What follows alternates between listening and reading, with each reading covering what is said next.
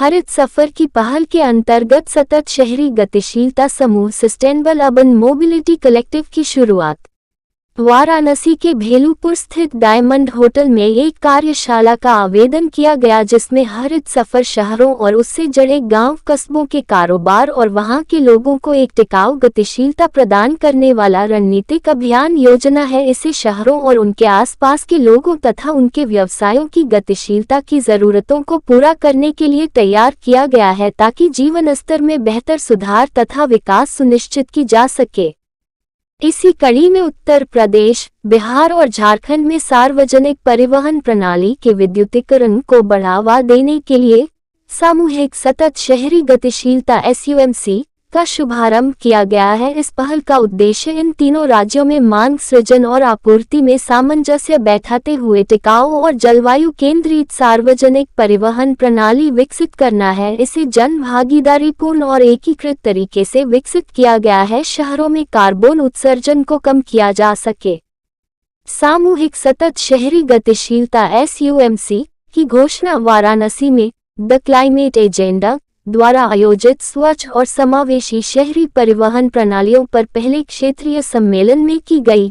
The climate agenda Varanasi उत्तर भारत का एक पर्यावरण संबंधी संगठन है।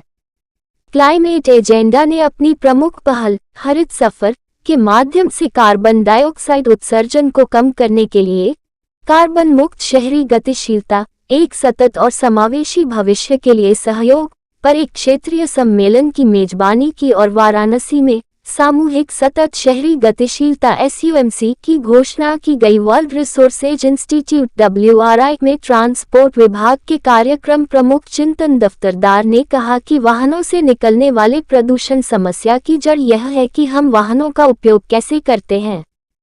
जब कम लोग सड़कों पर बड़े वाहन स्थान घेरते हैं तो प्रदूषण काफी बढ़ जाता है। इसके लिए सार्वजनिक परिवहन का विकल्प चुनना महत्वपूर्ण है, क्योंकि इसका प्रति व्यक्ति उत्सर्जन निजी वाहनों की तुलना में काफी कम है। इसलिए वाहनों का सही इस्तेमाल वायु प्रदूषण से निपटने में महत्वपूर्ण भूमिका निभा सकता है।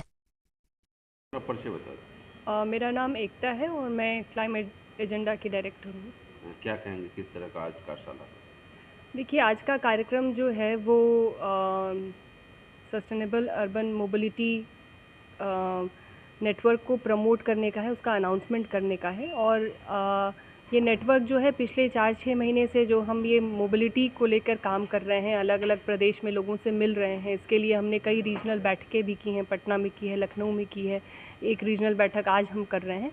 उसके तहत इस नेटवर्क का अनाउंसमेंट है और हम इन सभी प्रदेशों में, झारखंड में, बिहार में, मध्य प्रदेश में, उत्तर प्रदेश में एक पोटेंशियल देख रहे हैं कार्बन एमिशन को कम करने के लिए। परिवहन के सेक्टर में लोग उत्साही हैं और लोग उसके लिए काम करना चाहते हैं।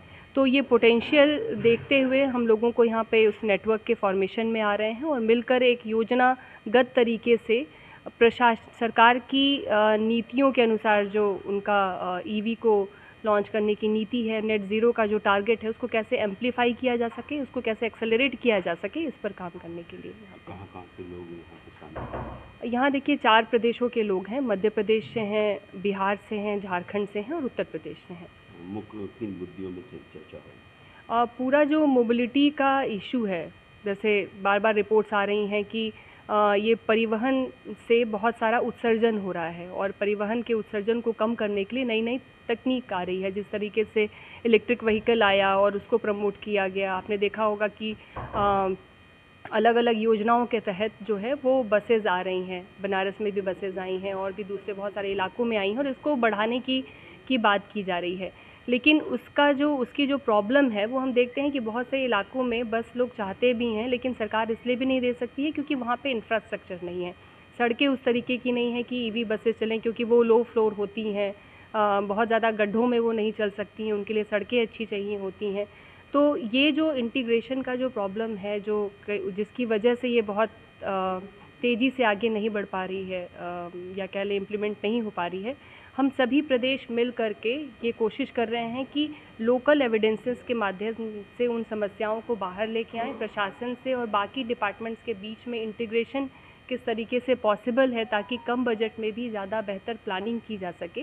में निजी रिटेल जैन सेल्स एजेंसी में वाराणसी के डॉक्टर संपूर्णानंद नगर कॉलोनी सिगरा वाराणसी दुर्गा जी मंदिर के पास Jain sales agency wholesale agency में शोरूम की owner Pankhuli Jain board medallist BHE ने बताया कि यहां पर एक्सचेंज ऑफर के तहत पुराना लाओ नया ले जाओ और होलसेल के रेट में रिटेल में दिया जाएगा।